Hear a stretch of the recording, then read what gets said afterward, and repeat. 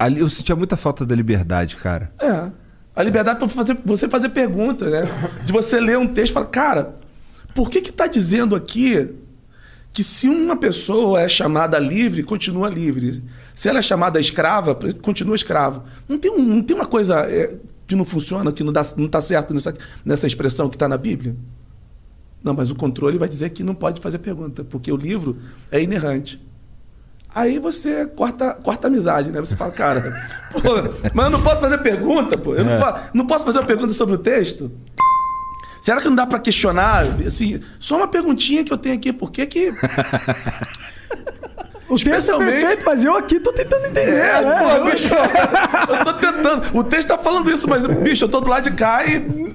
Você imagina essa linguagem, por exemplo, a partir do século XVI, que o continente africano é submetido ao crivo da igreja protestante e católica e é colocado como um continente amaldiçoado. Caralho. E que a Europa, agora cristã, tem autoridade de controlar a África porque os negros africanos são filhos amaldiçoados de Noé e eles precisam de salvação e nós somos os salvadores.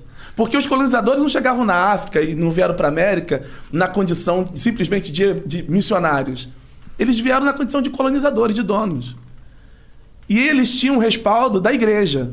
E tinham um aparato, uma leitura teológica, uma interpretação teológica que justificava a escravidão de seres humanos. Em nome de Jesus, pô.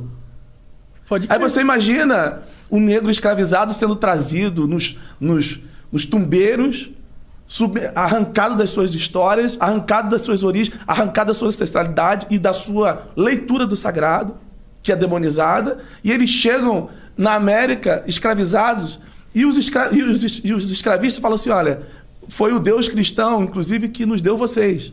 E a partir de hoje vocês têm que aceitar Jesus e entender, inclusive, que vocês são escravos, porque Deus nos deu vocês para tentar salvar a alma de vocês, caso alguns de vocês tenham alma, porque nem todo preto da africana tem alma. Pô, você contando essa história, claramente você vê que é um uso político da religião. Total, projeto de poder total. É justificado biblicamente.